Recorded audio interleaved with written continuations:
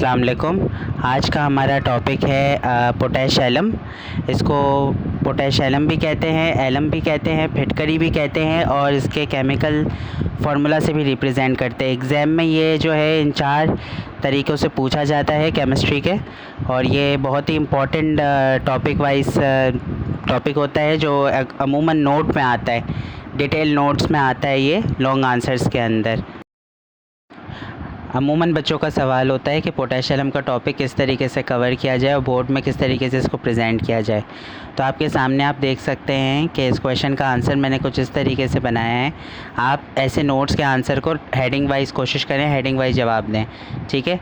जैसे कि potash alum का अगर सवाल एग्ज़ाम में आ जाता है तो आपको पता है बोर्ड वाले ट्रिकी तरीके से जो है वो क्वेश्चन पूछते हैं। इसका आंसर जो है आप कोशिश करें कंसाइसली दें, प्रिसाइसली दें। इसका मतलब है कि शॉर्ट दें। आप देख सकते हैं 6 हेडिंग जो है वो सामने लिखी हुई हैं। इन 6 हेडिंग के ज़रिए जो है वो आप इस क्वेश्चन का आंसर दे सकते हैं। अच्छा, यहाँ पर आप देख सकते हैं मैंने फ़र्स्ट हेडिंग से शुरुआत की है। फ़र्स्ट हेडिंग जो है वो है इंट्रो रिमार्क्स, ठीक है। बेहतर है कि ऐसी हेडिंग लिखी जाए जो इजी लैंग्वेज में हो और एग्ज़ामिनर को चेक करने में आसान हो, उसको समझ में भी आए। क्वेश्चन भी मैंने साथ में आपके लिए लिखा हुआ है जिसमें आप देख सकते हैं क्वेश्चन किस तरीके से एग्ज़ाम में हर साल पूछा जाता है। अच्छा, मैं यहाँ डिक्टेट करूँगा, ये इसकी डेफिनेशन है। आप कह सकते हैं कि डेफिनेशन भी है, फिल इन द ब्लैंक्स में भी आ सकती है, रीजनिंग में भी आ सकती है। तो क्या है, the series of double sulphates और monovalent and trivalent metals containing 24 molecule of water of crystallisation. यहाँ पर ये molecule of water of crystallisation कौन से हैं?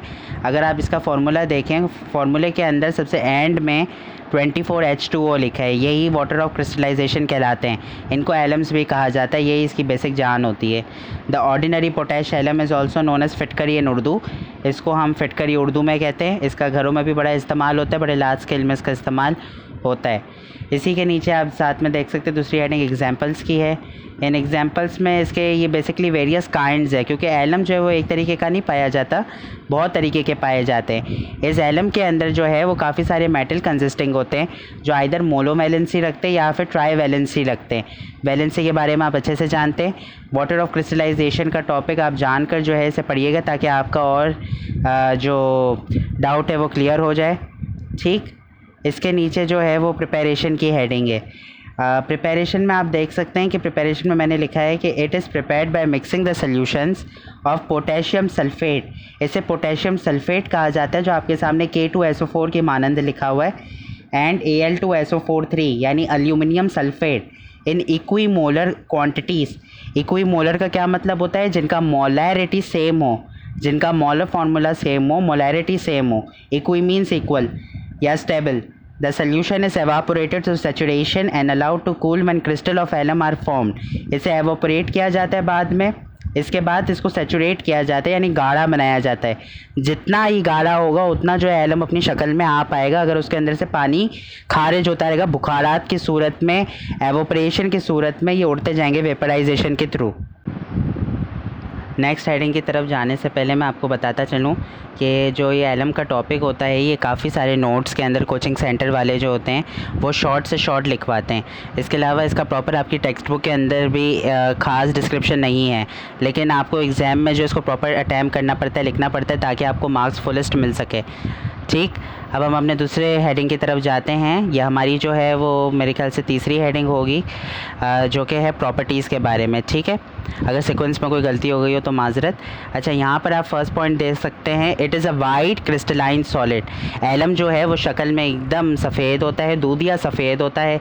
इसके अलावा क्रिस्टलाइन सॉलिड होता है, यानी आप इसको क्रिस्टल की सूरत में जो है वो महसूस कर सकते हैं टच करके, क्रिस्टल्स की सूरत में। यानी जब ये टूटता है तो इसके क्रिस्टल को आप बाकायदा जो है वो माइक्रोस्कोप कर सकते हैं। It is soluble in water, या पानी में ईजिली सॉल्यूबल हो जाता है, क्योंकि पानी में आप आइंदा भी आगे आप पढ़ेंगे दूसरी हेडिंग में तो आपको पता चलेगा कि पानी में इसका बड़ा कारआमद इस्तेमाल होता है। इसके अलावा इसका जो मेल्टिंग पॉइंट होता है, मेल्टिंग पॉइंट जो इसका पिघलने का एक पॉइंट होता है वो होता है 92 डिग्री सेल्सियस सेंटीग्रेड। इतने टेम्परेचर पे ये जो है वो पिघल सकती है। अच्छा, चौथा पॉइंट जो आप देख रहे हैं ये बड़ा ही मोस्ट इंपॉर्टेंट पॉइंट है। अच्छा, ये पॉइंट इस निस्बत भी बहुत इंपॉर्टेंट है क्योंकि ये एग्ज़ाम एज ए रीजनिंग के तौर पर आ जाता है। तो ये पॉइंट हमारा ये है, मैं डिक्टेट कर रहा हूँ, आप देखते चलें। को समझ में ना आए कॉमेंट सेक्शन में आप पूछ सकते हैं किसी से भी मुतल्लिक। When 200 degree centigrade heat is given to alum it becomes porous. Porous का क्या मतलब होता है? सुराख नुमा, होल नुमा, खुलिए की तरह एक होल, ठीक। And swells by losing water of crystallization. Swell का मतलब क्या होता है? सूज जाना। बाय वाटर ऑफ क्रिस्टलाइजेशन, जो 24 मॉलिक्यूल्स इसके अंदर मौजूद होते हैं, फॉर्मिंग पोरस मास, जो कि एक पोरस मास बनाता है, जिसको हम बर्नट एलम यानी जला हुआ एलम भी कहते हैं, या फूल फिटकरी भी कहते हैं, फूल फिटकरी। ठीक, ये पॉइंट जो है वो रीजनिंग में अमूमन आता भी है, इंपॉर्टेंट भी है मोस्ट। इससे नीचे वाली जो है आप देख सकते होंगे, हमारी 5वीं हेडिंग है यूजेस के बारे में। इसके इस्तेमाल बड़े ही जो है वो कारआमद है और बड़े ही अमेजिंग है। पहला हमारा है alum is used in purification of water, पानी की सफाई के अंदर जो है वो इसका इस्तेमाल होता है। दूसरा, alum is used in tanning of leather, leather की टैनिंग के अंदर इस्तेमाल होता है। टैनिंग का क्या मतलब होता है? चमड़े की सफाई या चमड़े के अंदर रंग डालने का अमल या चमड़े के अंदर से बदबू हटाने का अमल, इन सब में हमारा एलम काम आता है। एलम का तीसरा ये यूसेज है कि भाई ये काम आता है dyeing of various materials on industrial basis.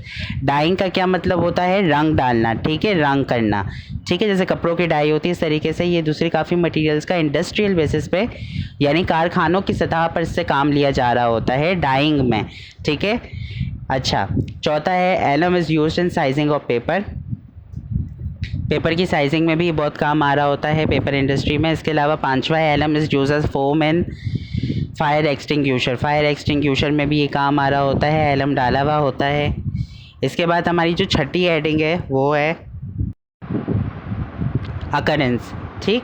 अच्छा, आप सामने देख सकते हैं अकरेंस की हेडिंग है हमारी, ये 6th है। अच्छा, अकरेंस का क्या मतलब होता है? अकरेंस का मतलब होता है ये एलम कहाँ पे जो है वो ज़्यादा मिकदार में पाया जाता है, ये कहाँ पर ये फाउंड होता है। तो यहाँ आपको जो है ये टोटल जो है बेसिकली 11 हैं, ठीक है, 11 मकामात है, 11 लोकेशंस हैं। अभी तो आपको सामने ही 8 नज़र आ रही है, लेकिन नेक्स्ट स्लाइड में आपको जो है वो 3 और नज़र आएंगी। अच्छा, मैं डिक्टेट कर देता हूँ, कुछ समझ में नहीं आया तो आप मुझसे पूछ सकते हैं।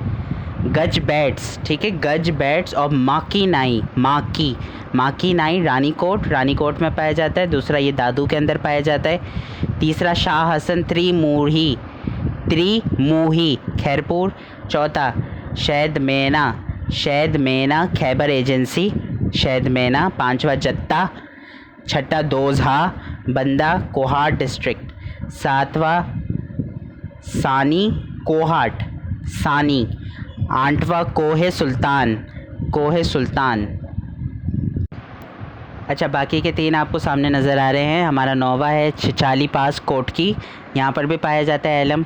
इसके अलावा 10वां है कालाबाग और 11वां हमारा है नॉर्थ नुकुंदा यू है, ठीक है, नॉर्थ नुकुंदा, ठीक है।